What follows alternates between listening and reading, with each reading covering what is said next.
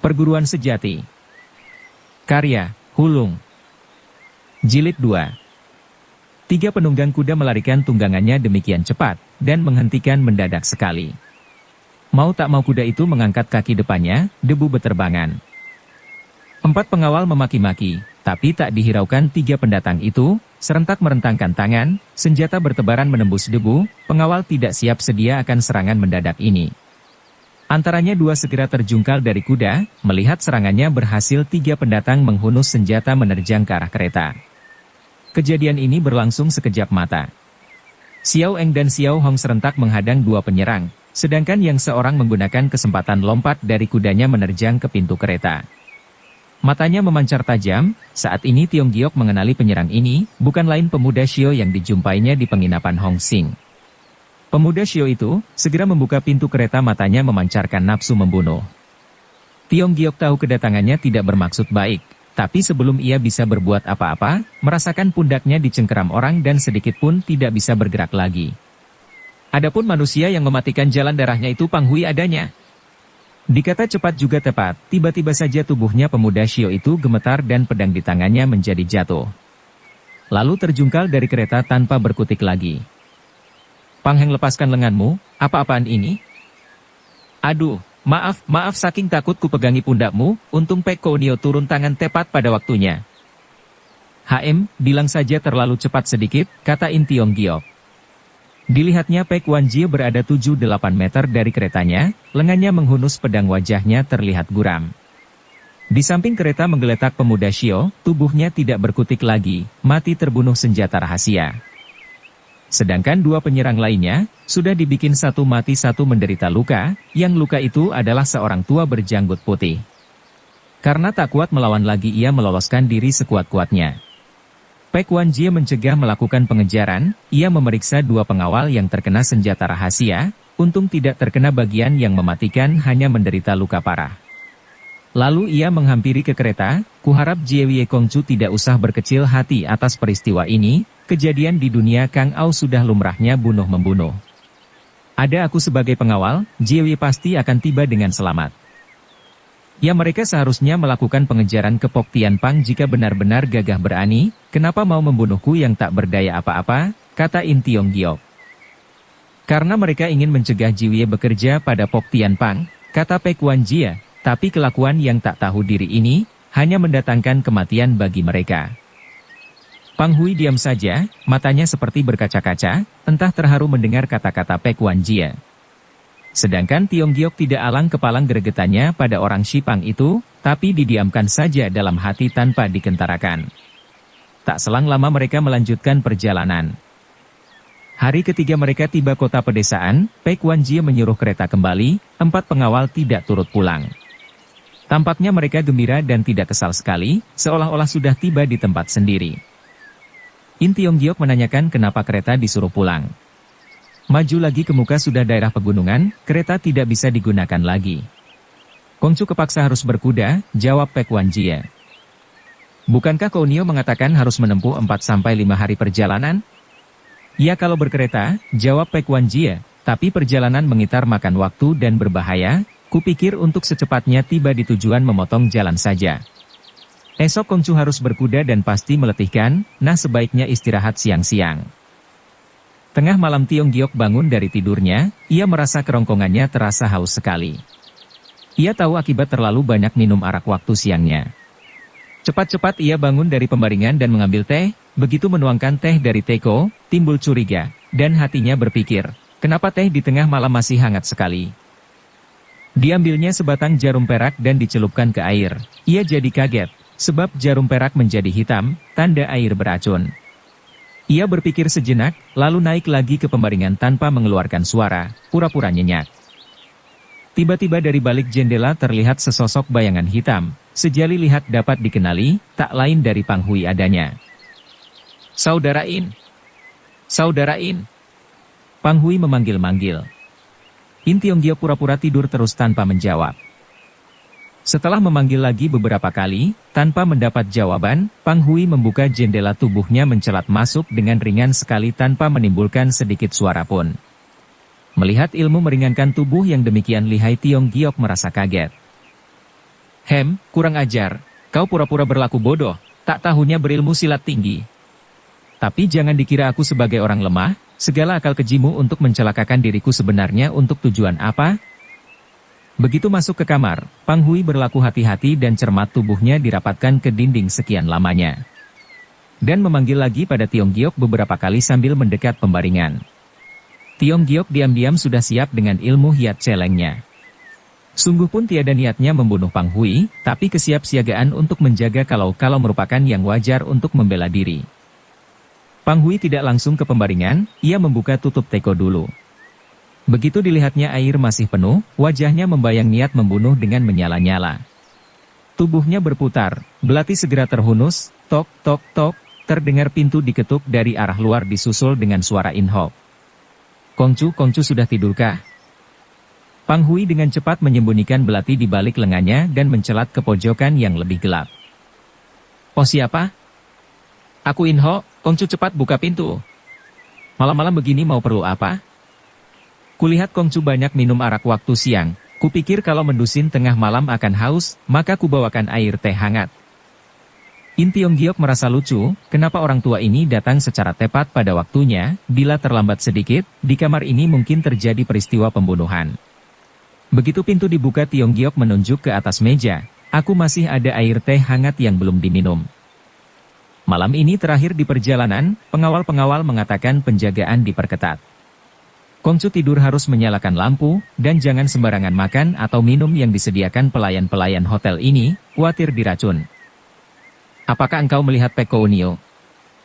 Barusan ada di belakang, mungkin tak lama lagi ia memeriksa sampai ke sini, sambil berkata ia menyalakan pelita. Begitu keadaan terang, Tiong Giok memandang sekeliling ruangan, bayangan Pang Hui entah sejak kapan tiada di situ lagi. Keesokannya Tiong Giok bertemu Pang Hui di meja makan, begitu bertemu saling mengucapkan selamat pagi dan saling tersenyum. Pang Hui seperti biasa saja, seolah-olah tadi malam tidak terjadi apa-apa. Tak selang lama dari luar terlihat seorang berpakaian kuning diiringi 6 pengawal berpakaian hitam yang serupa dengan pengawal dari Ngoli Ucung. Lelaki itu lebih kurang berusia 40 tahun, tubuhnya jangkung, kurus, matanya yang besar memancar tajam, pinggangnya menyoran pedang. Bajunya berkilatan tersulam benang emas, tampaknya agak angker sekali. Pek Wan Jie dan lelaki berdiri menyambut kedatangan orang itu sambil memberi hormat. Lai Chongleng, komandan pengawal, kebetulan datang. Kemarin di perjalanan terjadi perkelahian, membuatku cemas dan khawatir. Bahkan 2 pengawal menderita luka-luka. Pek Kounio, perjalanan ini tentu membuatmu sengsara saja. Bekerja untuk Lo Cucang, kakek moyang, mana bisa dihitung sengsara? Kenapa pengawal-pengawal ini tidak berguna sekali, kata Lai Chongleng dengan wajah ditekuk. Tidak bisa menyalahkan mereka, karena penyerang pun menyamar mengenakan pakaian hitam yang serupa dengan pengawal kita, kata Pek Wan Jie sambil tersenyum. Lalu ia memperkenalkan Pang dan In. Inilah kedua ahli bahasa Sangsekerta yang dibutuhkan, juga memperkenalkan Lai Chongleng yang bernama Lai Keichie kepada Pang dan In. Dengan sepasang matanya yang tajam Lai Keichie menatap In Tiong Giok dan Pang Hui serta In Hok. Sungguh pun ia tersenyum, pancaran sinar matanya yang tajam membuat orang menjadi gentar. Pang Hui menundukkan kepala dengan cepat. Lai Keichie menegurnya, Pang Siangkong, seolah-olah kita pernah bertemu muka entah di mana. Benarkah? Di mana? Sedikit pun aku tak bisa ingat lagi. Jawab Pang Hui terbata-bata. Aku mempunyai suatu kebiasaan, yakni paling bisa mengingat seorang yang mengesankan, sungguh pun baru sekali melihatnya. Lebih kurang setengah tahun yang lalu, aku pergi ke Provinsi An, disitulah ku berjumpa dengan Pang Siangkong. Tidak. Mungkin Lai Heng salah lihat. Tidak bisa salah, selak Lai Keichie dengan tegas. Kuingat waktu itu Pang Siangkong mengenakan pakaian sastrawan seperti sekarang, coba ingat-ingat. Mungkinkah, tapi, tidak bisa kuingat lagi. Jelasnya saat itu Pang Siangkong sedang berada di sebuah rumah makan, sedang membuat sajak dengan asyiknya, tiba-tiba datang seorang pengemis bertekuk lutut dan menyodorkan tangan meminta-minta, agaknya kedatangan pengemis itu mengganggu keasyikan Siangkong dan menghilangkan ilham yang sudah ada. Dengan kesal Siangkong mengusir mereka sambil melemparkan 1 tail perak. Tamu-tamu lain menganggap Siangkong terlalu bodoh dan menghambur-hamburkan uang. Untukku keroyalan Siangkong memberikan kesan yang tidak bisa dilupakan, sehingga mau tidak mau merasa kagum. Saat itu Siang Kong tidak mungkin memperhatikan diriku, karena di samping belum berkenalan juga konsentrasi Siang Kong berada pada sajak-sajak. Pang Hui agak terkejut, lalu ia tertawa sambil menganggukkan kepala. Oh, benar, jika tidak dijelaskan kejadian itu hampir-hampir kulupakan. Lai Keqiao pun tertawa, sehingga suasana jadi meriah, akan tetapi alangkah cepatnya keadaan berubah. Tiba-tiba saja Lai Keqiao mengerlingkan mata pada pengawalnya seraya berseru, "Ciduk Buddha Shipang ini."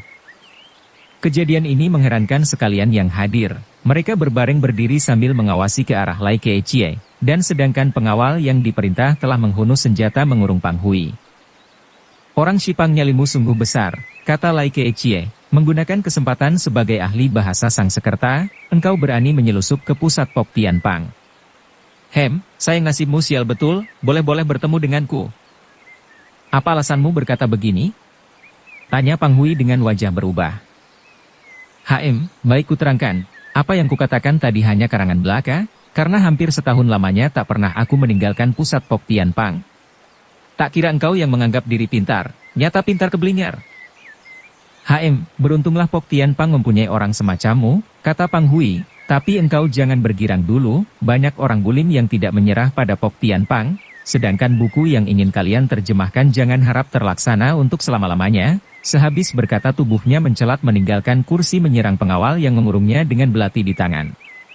Ia tidak melarikan diri, melainkan menggunakan kesempatan didesak, langkahnya mundur ke arah In Tiong Giok, lalu mengayunkan belati pada pemuda kita dengan mendadak.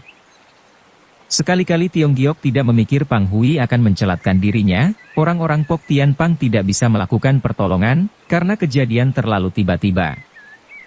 Sebenarnya Tiong Giok bisa mengegoskan diri dengan ilmu Kiu Choan Bie Chong Tu secara mudah. Tapi dengan demikian segala rahasia dirinya akan terbuka. Dalam keadaan bingung, ia merasakan kakinya seperti didorong orang dan tubuhnya terjerunuk ke muka lalu jatuh tengkurap. Serangan Pang Hui mengenai angin. Xiao Eng dan Xiao Hong menggunakan kesempatan menyelamatkan In Tiong Giok, sedangkan Pang Hui segera terkurung lagi. Menghadapi keadaan buruk baginya Pang Hui berlaku nekat, belatinya ditikamkan kerongkongannya sendiri, tapi niatnya itu batal, sebab Lai Keqiao mengebaskan lengan, tenaga pukulannya membuat belati menceng, Pang Hui hanya luka ringan. Berbaring dengan itu lengannya merambes cepat, belati di tangan Pang Hui sudah pindah ke lengannya, ia tidak berhenti di situ. Sekalipun lengan satunya lagi melakukan totokan, membuat Pang Hui mati kutu dan tak berkutik. "Bawa mereka ke pusat dan jangan diapa-apakan dulu," kata Lai Keqiao pada anak buahnya. "In Tiong Giok, jika engkau menerjemahkan buku mereka, sampai mati dan menjadi satu pun jiwamu tidak akan kuampuni." "Oh, kiranya berulang kali ia akan mencelakai diriku, semata-mata mencegah aku menjadi penerjemah buku Pok Tian Pang," pikir In Tiong Giok. "Oh, kelakuannya yang licin, membuat aku terpedaya, untung Lai Tongleng datang, kalau tidak, bisa-bisa celaka. Sebelum menerangkan pada Kounio sudah kuciduk orang ini, harap maaf saja." "Nah, sekarang bolehlah kita melanjutkan perjalanan lagi," kata Lai Keqiao. "Bukankah Lai Chongleng pun harus memeriksa keadaan diriku?" "Tidak usah. Barusan serangan Pang Hui kepadamu, sudah mewakili aku bertanya dengan jelas. Untung In Kongcu bukan mata-mata, jika tidak bukan saja perjalanan ini sia-sia belaka, aku pun akan menerima dampratan dari Lo Chuchong," kata Pek Wan Jie. "Mana si orang tua itu, kenapa tak kelihatan?" tanya Lai Keqiao. In Tiong Giok celingukan, benar saja tidak terlihat bayangan In Hok. Belum pula ia mencari, dari kolong meja In Hok merayap keluar dengan bermandikan keringat. Wajahnya pucat, tubuhnya masih menggetar, rasa kagetnya belum hilang dari otaknya. Tiba-tiba Tiong Giok ingat barusan seperti ada yang mendorong dirinya dari bawah, disambung mengingat kelebatan In Hok mengantar air waktu malam, timbul rasa anehnya, mungkinkah semua ini In Hok yang, tapi pikirannya cepat berubah, dan ia yakin jongos tua itu yang sudah puluhan tahun bekerja pada ayahnya hanya manusia biasa yang tidak berkepandaian sama sekali. Maka tertawalah ia melihat si orang tua yang baru keluar dari kolong itu, sedangkan Lai Keqiao dengan pandangan tajam mengawasi dan berpaling ke arah In Tiong Giok. "Siapa orang tua ini?" "Ia adalah pengikutku, namanya In Hok." Keadaan di pusat Pok Tian Pang lain seperti di sini, tidak sembarangan orang boleh datang ke situ, menurut hematku sebaiknya orang tua ini diam saja di sini tak perlu ikut serta. Kongcu, kejadian di perjalanan selalu berbahaya, sebaiknya pulang saja. Untuk apa harus bekerja, di rumah segala cukup bukan, kata In Hok. In Tionggiok menganggukkan kepala lalu berkata pada Lai Keichie, ia disuruh kedua orang tuaku mengikutiku keluar rumah, bukan sembarang orang yang tidak dipercaya. Jika Chongleng tidak mengizinkannya ikut serta aku pun tidak mau pergi, mau pulang saja. Lai Chongleng, izinkan saja ia ikut serta, jangan membuat In Kongcu menjadi susah hati, kata Pek Wan Jie. Aku tidak mengatakan tidak boleh 100%, jika Kounio menyuruh aku menurut saja, kata Lai Keichie. Dengan cepat rombongan itu meninggalkan penginapan dan berjalan ke atas pegunungan. Pang Hui terikat dan ditaruh di pelana kuda, sedangkan 4 pengawal dari Ngo Liu Chung disuruh pulang. Tak selang lama Lai Keichie menyuruh rombongan berhenti, dan dari sakunya mengeluarkan 2 kerudung hitam. Kupersilahkan Jie mengenakan ini. Untuk apa menggunakan belongsong ini? Tanya In Tionggiok dengan heran. Ini peraturan perkumpulan kami, setiap tamu yang datang ke pusat harus mengenakan belongsong, agar sesuatu mengenai keadaan di pusat tidak bisa dibocorkan keluar. Aku adalah tamu undangan untuk bekerja, bukan datang atas kehendakku sendiri, kata Tionggiok merasa tersinggung. In Kongcu jangan gusar, kata Pek Wan Jie. Peraturan yang dikeluarkan Lo Chuchong berlaku pada siapapun, bukan pada Kongcu sendiri. Dulu sewaktu Xiao Eng dan Xiao Hong pertama kali datang, mereka pun dikenakan kerudung hitam. Hanya anggota Pok Tian Pang tidak terkena peraturan ini. In Tionggiok dengan terpaksa mengenakan juga belongsong hitam itu, pandangannya menjadi gelap. Hanya di bagian mulut dan hidung ada liangnya dan bisa bernapas maupun berkata-kata dengan bebas. Lai Keichie memeriksa belongsong itu ada yang pecah atau tidak. Setelah itu menitahkan Xiao Eng dan Xiao Hong menjaga In Tionggiok, sedangkan In Hok dituntun 2 pengawalnya. In Tionggiok tidak bisa melihat keadaan, hanya mengandalkan kedua telinganya dan perasaannya untuk mengira-ngira sudah berjalan berapa jauh dari rumah penginapan yang disinggahi terakhir. Ia pun merasakan keadaan yang sejuk, dan turun naiknya jalanan, serta terdengar suara aliran sungai. Perhatiannya kini dipusatkan pada letaknya sungai mengalir hingga belongsong yang membuatnya seperti berada di dalam kegelapan tidak terasa lagi, jadi biasa. Setelah berjalan lama sekali, suara sungai tidak terdengar lagi, rombongan membelok ke kanan dan terus ke depan. Kira-kira sepermakanan nasi mereka berhenti, terdengar suara Lai Keichie bercakap dengan ramah tamah, agaknya bertemu dengan patroli Pok Tian Pang. Mereka segera turun dari kuda, Xiao Eng membuka belongsong Tionggiok. Membuat pemuda kita menarik napas lega. Pandangan matanya bebas, dan bisa melihat keadaan dirinya berada di lereng gunung. Tak berapa jauh darinya terlihat beberapa rumah batu, di situ terlihat 20 pengawal berpakaian hitam dan seorang tua kira-kira berusia 50 tahun berbaju biru. Inilah Kui Fut Hoat, penasehat, Kim Lo Chianpui, kata Pek Wan Jie memperkenalkan Kim Fut Hoat itu menggoyangkan tangan tak berapa mau meladeni. Kim Fut Hoat tidak berapa suka bicara. Tambahan bahasa Tionghoanya tidak lancar, ia orang asing. Dari mana asal negaranya? Tanya In Tionggiok. Ia adalah orang-orang yang di bawah Lo Chuchong dari Korea, namanya Kim Ken. 2 lagi bernama Wang Wang Ken dan Peu Ka Alun, mereka sebagai penasehat yang selalu mendampingi Lo Chuchong. In Tionggiok memperhatikan Kim Tak Ken, dan mendapatkan kesan bahwa orang itu sangat kasar perawakannya, pipinya penuh brewok, sekali pandang pun bisa tahu orang ini bengis dan berkepandaian tinggi. Apakah yang dipanggil Lo Chuchong itu ketua Pok Tian Pang? Bukan, kata Pek Wan Jie. Lo Chuchong adalah Suchou, kakek guruku sedangkan suhuku barulah ketua Pok Tian Pang.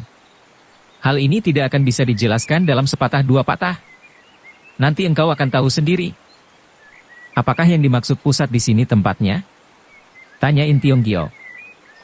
Bukan, ini merupakan pintu gerbang pertama, ke sana masih jauh sekali. Di sini kita makan dan mengasuh, juga sampai di sini engkau tak usah mengenakan lagi belongsong hitam untuk seterusnya. Tidakkah kalian khawatir rahasia di sini dibocori orang? Tanya Tionggiok. Belum pula Wan Jie menjawab, Lai Keichie sudah mendahului. In Kongcu terus terang saja sesampainya di sini, jika tidak mendapat izin dari kami, siapapun tidak bisa meloloskan diri dari sini. Kenapa begitu? Tanya In Tionggiok keheranan. Nah coba lihat, kata Lai Keichie menggapaikan tangannya. Tionggiok menghampiri. Cobalah lihat ke bawah. Begitu mata memandang, baru sadarlah ia berada di suatu bukit yang terpisah dari bukit-bukit lain, begitu tinggi rasanya. Ke bawah hanya yang bisa dapat terlihat batu-batu cadas-cadas gunung yang runcing dan terjal. Ia menganggukkan kepala dan memuji, tempat ini luar biasa dan sukar didatangi orang, tapi rasanya tadi seperti naik tangga datang kemari. Di mana tangga itu berada? Hahaha. Lai Keicie tertawa dengan senangnya, di mana ada tangga? Tadi kita naik melalui sebuah tangga baja yang dikerek dari atas setelah tak terpakai disimpan lagi. Pendeknya kita terpisah dari dunia luar, tiada jalan sama sekali, kecuali dengan tangga baja tadi. Melihat keadaan ini Tiong Giok diam-diam merasa kaget, aku bisa datang kemari tapi untuk pulang tiada harapan lagi. Sedang otaknya berpikir, seorang pengawal datang memberikan laporan bahwa makanan sudah disediakan. Dengan tersenyum Pek Wan Jie mengajak tamunya ke sebuah rumah batu yang agak besar. Di dalam ruangan diterangi sebuah lampu besar, di tengah-tengah terlihat meja bulat yang penuh barang hidangan, seorang berbaju biru sudah duduk di tengah-tengah. Tiong Giok duduk di antara Keicie dan Wan Jie. Tanpa menawari lagi Kim Tak-ken menegak arak 3 cawan besar juga tanpa mengucapkan sepatah kata, berlalu ke dalam ruangan belakang seorang diri. Kepergiannya Kim Tak-ken membuat Lai Keicie menarik napas panjang, kini Xiao Eng dan Xiao Hong baru diajak makan bersama-sama. Kenapa Kim Foot Hoat hanya minum dan tidak makan? Tanya Tiong Giok. Jangan banyak bertanya, kalau dikelaskan bisa-bisa kita tak nafsu makan, kata Pek Wan Jie. Memang kenapa? Tiong Giok semakin mau tahu. Ia tidak makan barang matang, setiap hari ia makan 5 kati daging sapi, 2 kelinci dan 3-4 ayam atau bebek, semuanya dalam keadaan mentah-mentah, suka juga makan darah mentah sebagai kuah. Maka itu ia suka makan sendiri. Orang biadab kalau begitu, kata Tiong Giok.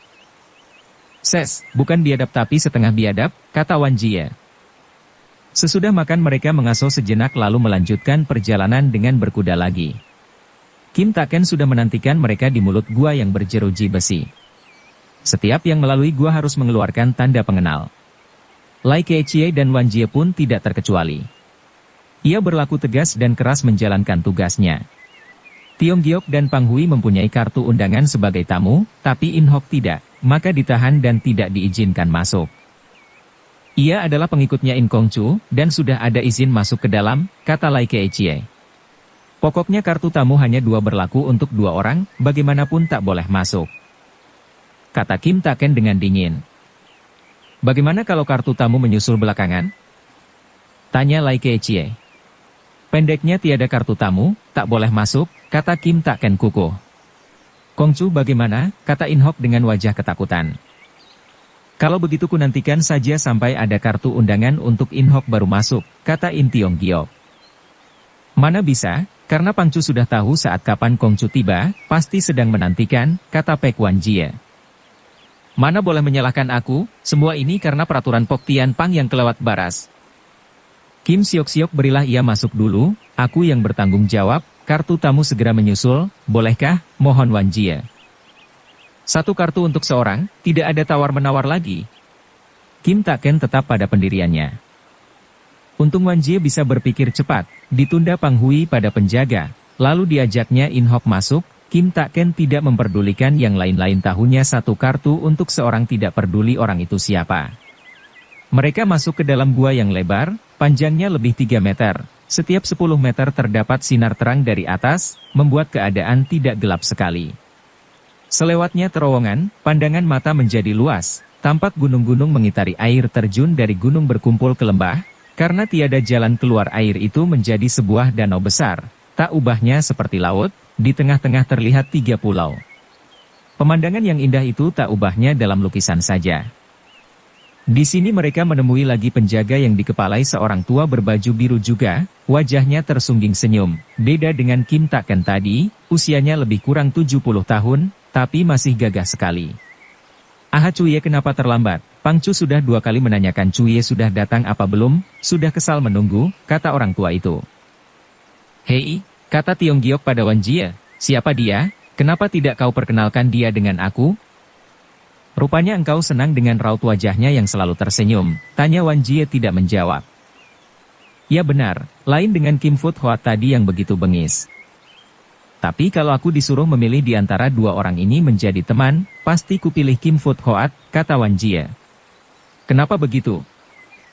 Jangan melihat paras luarnya, kekejamannya luar biasa sekali, kalau engkau pernah mendengar namanya pasti akan kaget sendiri.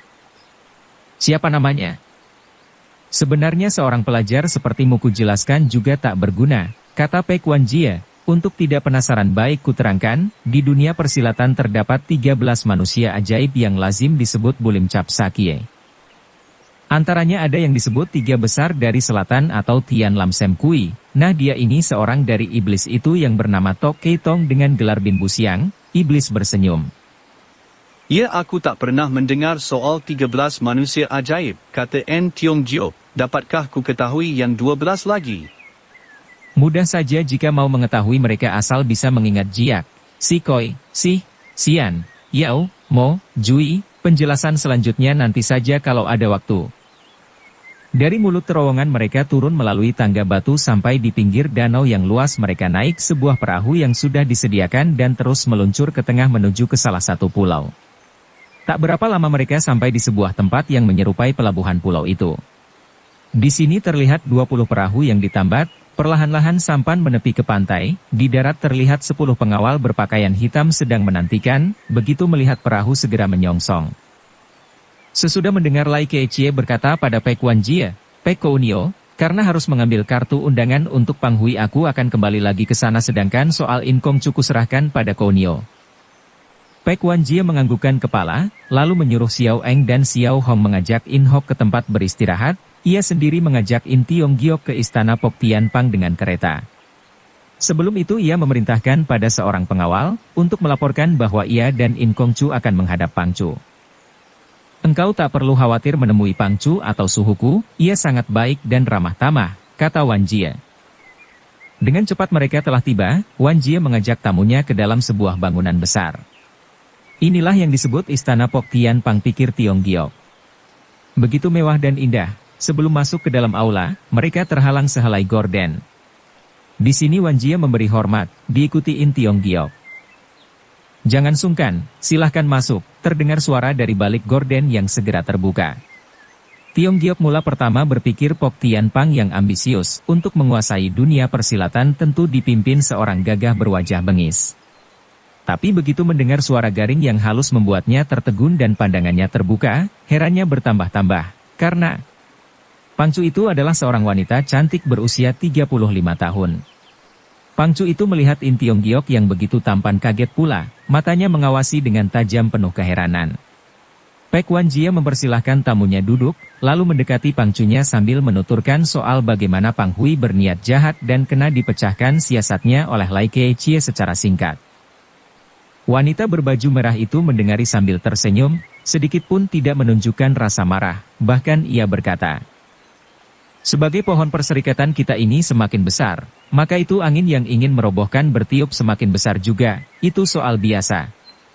Beritahu pada Lai Keichie jangan menyiksa Pang Hui, kalau bisa tundukkan dengan lemah lembut, dan taruh di istana pencuci otak, perlakukan baik-baik. Dengan tetap tersenyum ia pun menyapa In Tiong Giok, ku dengar In Kong Cu mengetahui pengetahuan yang luas, tentu mendapat didikan di bawah guru yang pandai. Kami sangat menghargai kepandaian Kong Cu, untuk sementara Kong Cu boleh istirahat dulu beberapa hari, jangan sungkan dan likat, anggap bagai rumah sendiri. Terima kasih atas kebaikan Pang Cu, jawab In Tiong Giok seraya memberi hormat. Bolehkah ku tahu berapa usia Kong Cu tahun ini? Tanya Pang Cu. 20 tahun. Orang tuamu tentunya dalam keadaan sehat-sehat saja. Terima kasih atas perhatian Pang Cu. Wan Jie, sebentar malam engkau gantikan aku menjamu In Kong Cu, anak muda bertemu anak muda lebih cocok bukan? Wan Jie menjadi merah mukanya. Di manakah In Kong Cu malam ini harus bermalam suhu? Sementara di villa tenang saja. Bukankah lebih baik di villa bambu saja? In Kong Cu adalah pelajar, tentu lebih senang di tempat sunyi, lain dengan engkau yang berlaku ugal-ugalan, kata Pang Cu itu dengan tetap senyum. Sehabis berkata ia bangun, dan dengan diiringi 8 pelayan berbaju kuning ia masuk ruang belakang. Pek Wan Jie mengajak Tiong Giok keluar, jelas wajahnya terlihat sedikit murung. Villa tenang, gerutunya tak puas. Kounio, gurumu begitu cantik dan masih muda, benar di luar dugaanku. Ya, caranya menempatkan engkau di villa tenanglah di luar perkiraanku. Memang kenapa? Engkau tidak tahu villa tenang dan asmara bambu di mana ku tinggal letaknya jauh sekali. Jauh dekat tak jadi soal bukan? Sangat penting. Engkau, tiba-tiba saja Wan Jie menghentikan kata-katanya, dan lalu menundukkan kepala, sedangkan dua bayangan merah tertera di kedua belah pipinya. Tiong Giok merasakan juga goncangan hatinya dan mengerti apa tujuan kata-kata gadis itu, diam-diam ia tertawa geli dan berkata, biar jauh di seberang lautan, tetap dekat pikiran, kenapa Kounio harus? Kongcu jangan salah artikan, maksudku ini, ia menekan suaranya semakin perlahan, maksudku tidak engkau memikirkan soal nasibmu sendiri. Soal nasibku? Tanya Tiong Giok menegasi. Pendeknya engkau harus ingat, di sini penjagaan amat keras, gerak-gerikmu harus hati-hati, jangan sembarangan pergi kemana, sukar aku menjelaskan. Terima kasih atas perhatian dan nasihat Kounio. Mereka berkereta lagi menyusuri jalan kecil dan masuk ke sebuah tempat sunyi, di situ terdapat villa yang terkurung pepohonan, kelihatannya tenang sekali. Villa itu terdiri dari 5 kamar, 3 kamar sangat terang karena sinar matahari masuk sedangkan yang 2 agak gelap. Semuanya teratur rapih dan bersih. Mungkin dulunya di sini ada yang tinggal bukan? Wan Jie menganggukkan kepala perlahan. Coba, apa yang masih rasa kurang, boleh kutitahkan Xiao Hong membawanya ke sini. Aku pikir budak itu sebaiknya tinggal di sini agar bisa merawatmu dengan baik. Aku rasa semua sudah cukup, Xiao Hong tak usah repot-repot mengurusku, untukku In Hok sudah cukup. Tiong Giok melihat-lihat buku yang berada di lemari, lalu mengambilnya sejilid. Buku-buku ini sangat antik dan sukar didapat, mungkin penghuninya dulu seorang pelajar tinggi, sayang aku tidak jodoh menemuinya. Wan Jie seperti tidak mendengar apa yang diucapkan Tiong Giok, ia terpekur diam seperti memikirkan sesuatu yang tidak bisa diutarakan dengan kata-kata.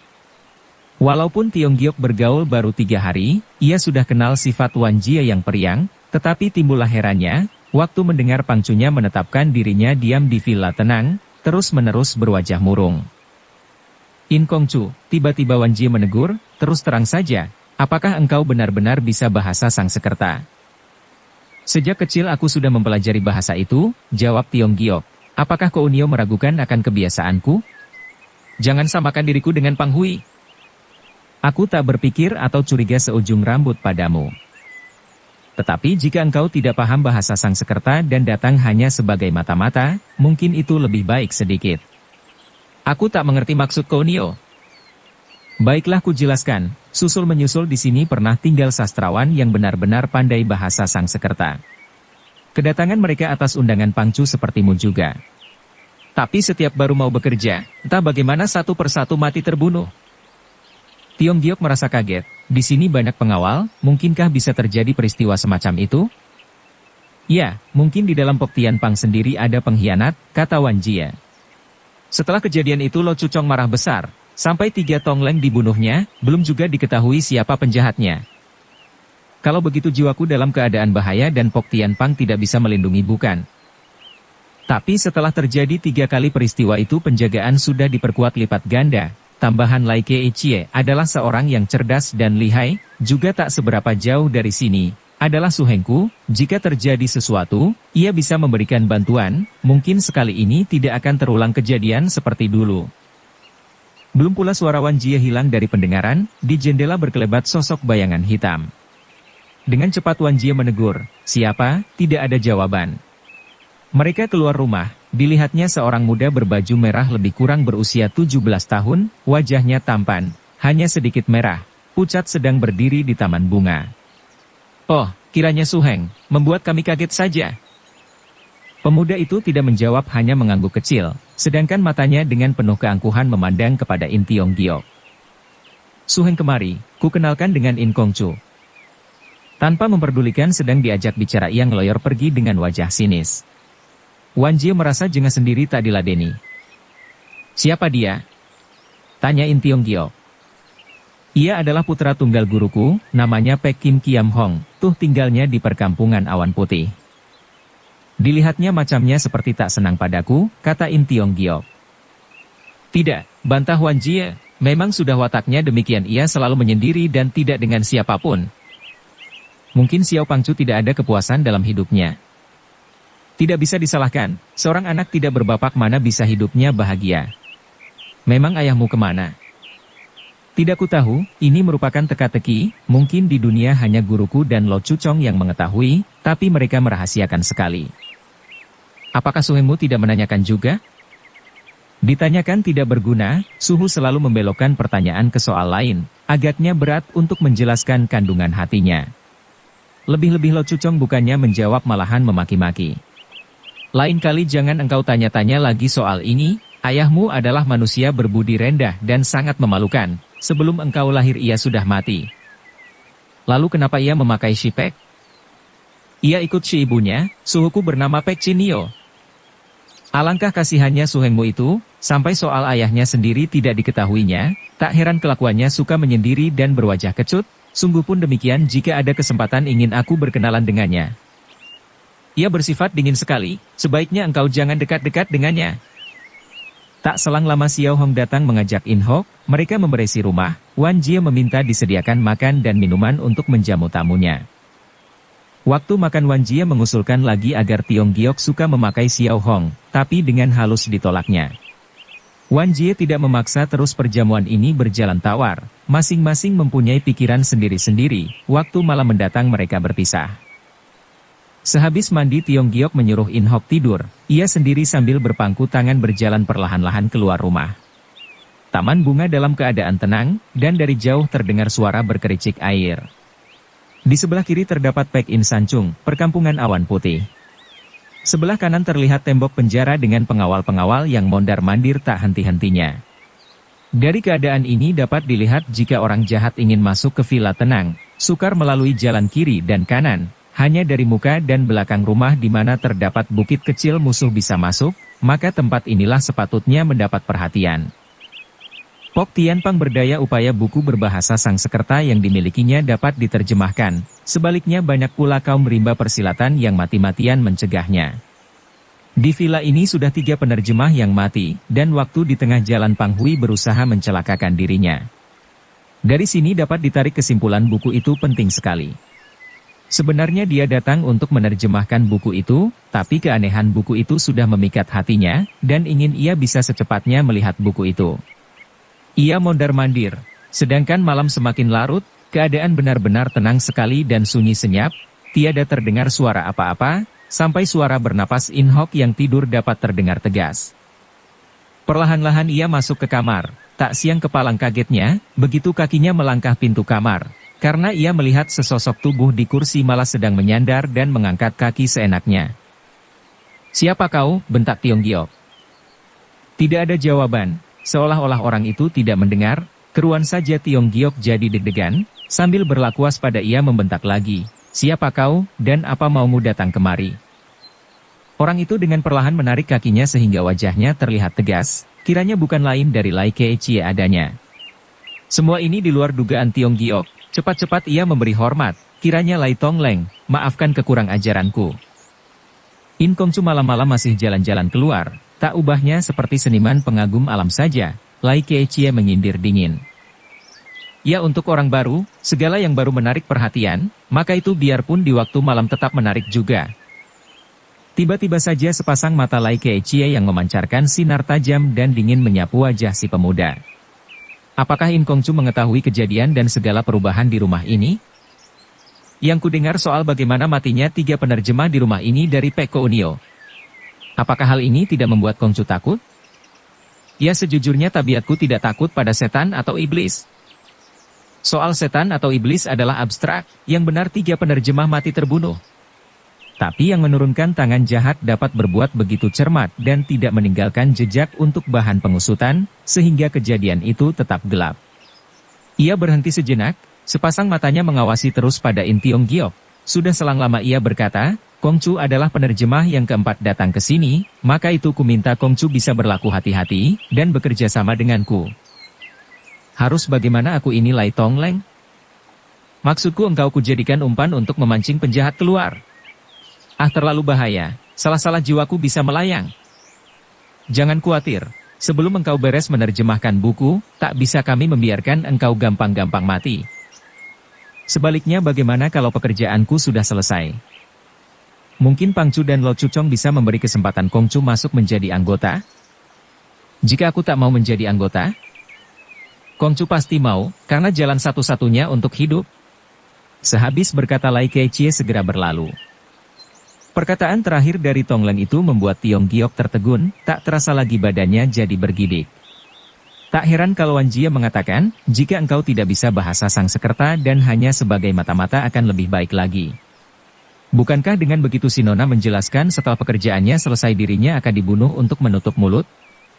Lebih-lebih melihat keadaan kini, bagaimana Lai Tongleng keluar masuk ke dalam kamarnya dengan leluasa membuat hatinya semakin ciut.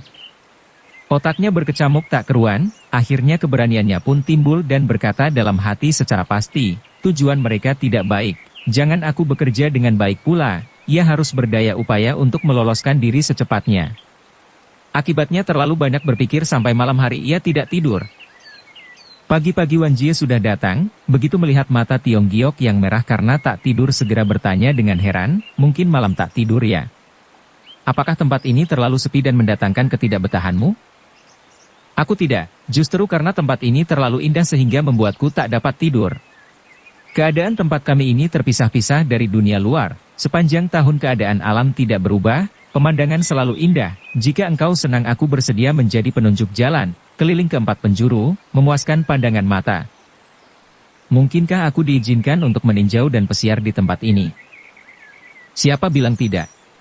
Bahkan suhu sudah memesan agar aku menemani engkau dalam beberapa hari ini kemana engkau suka, yah mari kita berjalan-jalan. Tanpa menunggu jawaban, lengan Tiong Giok ditariknya dan diajak jalan-jalan. In Tiong Giok mengerti inilah siasat Pok Tian Pang yang sengaja menjadikan dirinya sebagai umpan, dan dipamerkan supaya semua orang tahu dirinya sebagai penerjemah. Guna menarik perhatian untuk semua orang-orang yang bermaksud buruk. Sebaliknya ia sendiri menggunakan kesempatan ini untuk mencari jalan meloloskan diri. Mereka berjalan-jalan dengan enaknya, tanpa terasa lagi seluruh pulau kena dikelilingi. Sepanjang jalan Wan Jie tak jemu-jemunya memberitahu nama-nama tempat. Semakin jalan perasaan Tiong Giok merasa kesal, karena melihat di mana-mana penjagaan sangat keras sekali, bagaimanapun untuk mencari kesempatan lari tak mungkin bisa lari. Senja hari mereka baru kembali, dengan alasan letih Tiong Giok membuat Wan Jie berlalu, ia sendiri naik ke pembaringan, begitu lesu dan lemas, segala harapan untuk lari menjadi hilang dan tinggal angan-angan saja. Akhirnya akibat keletihan yang berlebih-lebihan, ia tertidur pulas. Waktu malam Tiong Giok terbangun dengan kaget, karena pintu rumah digedor dari luar. Dilihatnya In Hok tergesa-gesa membuka pintu dari luar masuk Lai Keqiye dan seorang laki-laki beralis tebal, dilihat dari seragamnya menandakan ia wakil Tongleng. Cuy di malam hari datang ke sini ada keperluan apa? Tegur In Tiong Giok. Lai Keqiye dengan pancaran mata yang tajam menyapu keliling ruangan, lalu berkata, bukan soal apa-apa, hanya menjenguk In Kongcu saja, karena ada seorang mata-mata di daerah sini. Tapi di sini aman tak kurang sesuatu apa-apa. Mata-mata itu mencoba mencuri perahu, tapi kepergok dan lari ke sini, kata Lai Keqiye. Tapi kami tidak merasakan ada yang masuk ke sini. Jawab In Tiong Giok. Demi keselamatan Kongcu, maka izinkanlah kami melakukan penggeledahan seisi rumah. Silahkan. Silahkan. Jika benar berada di sini, ini bukan main-main, Lai Keqiye menganggukkan kepala dan menoleh kepada laki-laki beralis kereng, suruhlah pengawal-pengawal melakukan penggeledahan. Belasan pengawal dengan obor terang memeriksa ke setiap ruangan. Suasana menjadi hiruk-pikuk. Saat inilah Wan Jie dengan 2 pengikutnya pun datang, membantu memeriksa dan mencari penjahat biarpun sudah diperiksa dengan teliti tidak juga ditemui penjahat yang dimaksudkan. Laki-laki beralis kereng merasa penasaran, diambilnya obor dari pengawal dan dia masuki kamar Tiong Giok dan In Hok, kolong-kolong diperiksa, dan lemari-lemari dibuka, tapi hasilnya nihil. Heran, mungkinkah ia bisa menghilang, gerutunya perlahan. Apakah kalian benar-benar melihat tegas penjahat itu masuk ke sini? Tanya Wan Jie. Pasti tidak salah, kata Lai Keqiye dengan suara mantap. Apakah taman bunga dan perkampungan awan putih sudah diperiksa juga? Siapa tahu penjahat itu bersembunyi di sana. Kata Pek Wan Jie. Perkataan Pek Kounio memang benar, di sana lebih banyak gunung-gunung yang cocok untuk menyembunyikan badan, kata Lai Keechie yang segera permisi berlalu sambil membawa anak buahnya. Kata apa? Kata Pek Wanjie, keadaanmu selalu dalam bahaya, bagaimana jika benar penjahat datang, sedangkan kalian tidak bisa bersilat? Mau tidak engkau menerima Xiao Hong sebagai pelindung? Menurut Lai Tongleng penjahat itu berniat merampas perahu dan bukan untuk mencelakakan aku, dari sini dapat ditarik kesimpulan itu bukan mata-mata melainkan ada seseorang di dalam Pok Tian Pang yang ingin melarikan diri dan berkhianat pada perserikatan. Engkau tidak bisa melihat keadaan baik dan buruk, maksudku menaruh Xiao Hong di sini demi keselamatanmu, tapi engkau seperti takut padanya, ia toh tidak bisa memakanmu bukan? Lai Tongleng seorang cerdik dan tangkas adanya dia sebagai penjaga hatiku merasa tentram. Soal Xiao Hong bukan apa-apa hanya, seorang pelajar aku merasa kikuk tinggal bersama-sama dengan seorang gadis. Engkau benar-benar pandai menggoyang lidah, membuatku tak berdaya. Kata Pek Wanjie, seraya mengajak kedua pengikutnya berlalu. Dengan cepat 2 hari telah berlalu, selama ini In Tiong Giok kurang tidur, malam ini pun tidak terkecuali, perasaannya amat risau. Ia berjalan ke jendela memandang keadaan alam, waktu baru tengah malam masih jauh ke pagi. Untuk menghilangkan kesalnya ia membaca buku, untuk ini ia harus menyalakan lampu, malang baginya minyak pelita sudah kering. Maka dipanggilnya In Hok, tapi tidak mendapat jawaban, hal ini mengherankannya. Biasanya orang tua itu sekali dipanggil sudah menyahut, kenapa malam ini bisa tidur nyenyak sekali. Dihampirinya kamar pembantu itu, ia jadi melongo karena In Hok tidak ada di kamar. Saat inilah dari arah jauh terdengar kentongan bahaya, dalam sekejap suasana jadi ramai dari teriakan para pengawal. Tiba-tiba dari luar berkelebat sesosok bayangan yang segera membuka baju dan terus naik ke ranjang makai selimut. Kejadian ini berlangsung hanya sekilas mata saja, menandakan orang ini memiliki kepandaian yang luar biasa sekali. Tapi Tiong Giok mengenali orang itu bukan lain dari In Hok adanya. Penemuan yang tidak disengaja ini membuatnya menggigil tak keruan, hampir-hampir ia berseru kaget, untung tertahan. In Hok adalah pembantu ayahnya puluhan tahun, tak mungkin sebagai seorang lihai yang menyembunyikan kepandaian sekian lamanya tanpa ketahuan. Di luar rumah sudah terdengar langkah-langkah pengawal, Tiong Giok buru-buru masuk ke ranjangnya dan pura-pura tidur. Lalu dengan gaya seperti baru bangun dipanggilnya In Hok membuka pintu, karena pintu sudah diketuk dari luar. In Hok benar-benar seperti baru bangun sambil memakai baju ia membuka pintu. Lai Tongleng dan wakilnya tersenyum sinis melangkah masuk dengan 10 pengawal. Untuk ketiga kalinya aku mengganggu, tapi sekali ini tidak akan salah lagi, dengan mata kepala sendiri kulihat ada yang masuk ke dalam rumah. Tanpa permisi lagi ia mengeluarkan perintah pada anak buahnya, periksa. Laki-laki beralis kereng dengan cermat melakukan pemeriksaan demikian juga dengan anak buahnya, tapi hasilnya tetap nihil. Lai Tongleng wajahnya menjadi masam, dengan tajam ia memandang kepada In Hok. Sedangkan yang diawasi sikapnya sangat wajar dan layu, masih mengantuk. Begitu lama Lai Tongleng mengawasi, belum juga membuka mulut, membuat In Tiong Giok kaget dan cepat berkata memecahkan kesunyian, Cuye tentu amat letih bertugas sepanjang malam, mari mengasuh dulu, In Hok lekas sediakan teh dan jangan membengong saja di sini. In Hok segera ngeloyor pergi. Tidak usah, kata Lai Tongleng, kami masih sedang bertugas, tidak bisa lama-lama berada di sini. Atas kejadian ini harap jangan merasa terganggu, semua ini untuk keselamatan Kongcu. Terima kasih atas kebaikan Tongleng, kata In Tiong Giok sambil merangkapkan tangan. Bolehkah aku menanya orang tua ini sudah berapa lama menjadi pembantu di rumahmu, kata Lai Tongleng. Diam-diam Tiong Giok menjadi kaget, tapi parasnya tetap tenang dan menjawab secara wajar. Sejak umur belasan tahun ia membantu ayahku sampai sekarang. Ia pengawal lama dan orang kepercayaan ayahmu, maka itu kesetiaannya tak usah diragukan lagi bukan? Perkataan Lai Tongleng tidak berarti apa-apa, tapi Tiong Giok sudah mengenal wataknya yang cerdik, maka ia pun menjawab seenaknya, ya, memang ia orang kepercayaan ayahku. Ia begitu setia dan bekerja sudah puluhan tahun, apakah sudah berkeluarga? Ini, belum pula Tiong Giok berkata habis, In Hok sudah mendahului, anakku sudah sebesar Tongleng. Jawaban ini hampir-hampir membuat sekalian pengawal tertawa dibuatnya. In Kongcu katamu belum selesai, kata Lai Tongleng dengan cepat. Ini terjadi sebelum aku lahir, jawab Tiong Giok dengan cepat pula. Untuk apa Tongleng bertanya hal ini?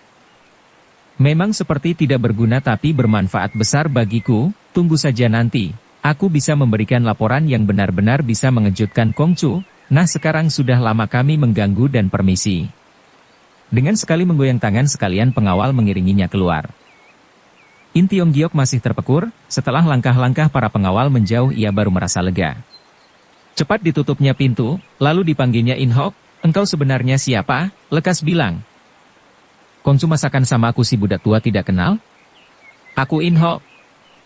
Sampai sekarang In Hok belum berkeluarga sebaliknya terus terang saja siapa dirimu? Dan In Hok telah kau apakan? In Hok tiba-tiba tertawa, harap Kongcu tenang, pengikutmu itu tidak kurang suatu apa dan sudah pulang dengan selamat ke rumahmu. Untuk apa engkau menyamar sebagai In Hok? Terangkan lekas, jangan sampai aku berteriak dan membuatmu nanti mati secara sia-sia. Manusia tidak mau mencelakakan harimau, sebaliknya harimau mau mencelakakan manusia, kata In Hok palsu, tidakkah Kongcu ingat 2 kali terlepas bahaya berkat pertolonganku? Berbareng dengan habisnya bicara, lengannya dengan cepat menjambak dada In Tiong Giok. Dengan tangkas pemuda kita menggunakan ilmu menggeser tubuh Kyutoan Bie Chong Pou, tubuhnya berkelebat dan lolos daro serangan. Ih, kiranya ada permainannya juga, kata In Hok sambil mengebaskan tangan membuat pelita padam. Lalu tubuhnya merendah dan melancarkan serangan Kui Ong Tan Jiao, Raja Setan mencengkeram, ke arah ketiak lawan. Tapi dengan cepat dan gusar Tiong Giok melancarkan serangan balasan ke arah jalan darah musuh. Serangannya yang cepat dan tepat membuat In Hok kaget, dan menarik tangannya sambil berseru, Ih Siong Liong Chiu, ilmu menangkap naga. Kau kenal juga, nah ini apa? Kata In Tiong Giok seraya mengumpulkan tenaga untuk melancarkan ilmu mautnya. Tapi dengan tiba-tiba ia ingat pesan gurunya dan buru-buru membatalkan niatnya. Tapi gerakannya saja sudah dikenali In Hok orang tua itu jadi tersenyum. Tahan dulu si kutu buku itu apamu? Aku tidak kenal siapa si kutu buku. Lalu siapa yang memberikan pelajaran Sing Liong Chiu dan Hiat Chieleng padamu? Sudah tentu guruku. Siapa gurumu? Penunggang hiu dari daerah Honglai, pelajar miskin dari pegunungan salju. In Hok menarik nafas panjang, lalu menyalakan pelita.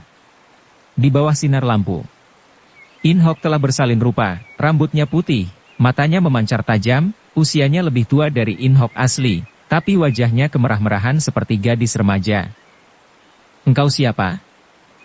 Hahaha budak cilik, lihatlah yang tegas. Orang tua itu tertawa dan mengusap wajahnya, warna kemerah-merahan menjadi hilang berubah ke coklat-coklatan, sikapnya penuh wibawa, dialah Ngoliu Chungcu Tanto Atiao. In Tiong Giok menyedot nafas, mengumpulkan tenaga siap dengan Hiat Chieleng. Jangan kesusu, lihat lagi yang tegas, lagi-lagi si orang tua bersalin rupa persis seperti Lai Ke Echie. In Tiong Giok kebingungan dan menggeleng-gelengkan kepala sambil menarik nafas, engkau sebenarnya siapa? Setan atau manusia? Orang tua itu mengeset selaput tipis dari wajahnya, menampakkan kembali wajah aslinya yang kemerah-merahan seperti anak gadis remaja. Ia tertawa puas, Lohu adalah setengah manusia setengah setan, ketemu manusia jadi orang ketemu setan jadi iblis. Bocah, belum kenal juga padaku? In Tiong Giok menjadi bingung, hari-hari belum pernah ketemu mana ku kenal engkau siapa, lagi pula yang mana wajah aslimu. Benar-benar celaka sampai orang sendiri tidak dikenal. Menurut tingkatan engkau harus memanggil siok-siok, paman, padaku, tak kira berbalik dijadikan pelayanmu. Sebenarnya engkau ini siapa? Gurumu si kutu buku itu adalah kawan karibku dari banyak tahun, kata si orang tua. Dalam hal menulis dan membuat sajak aku tak memadai kepandaiannya, tapi dalam hal minum arak dan menggerogot daging anjing aku lebih lihai darinya. Jika engkau mewarisi kepandaiannya dan menjadi muridnya, tentu kenal siapa aku? Suhu tak pernah menceritakan orang-orang Kang Ou, bahkan sampai namanya sendiri tak pernah dikatakan. Bersambung ke jilid 3. Dukung kami dengan subscribe, follow, like, komen dan share. Terima kasih.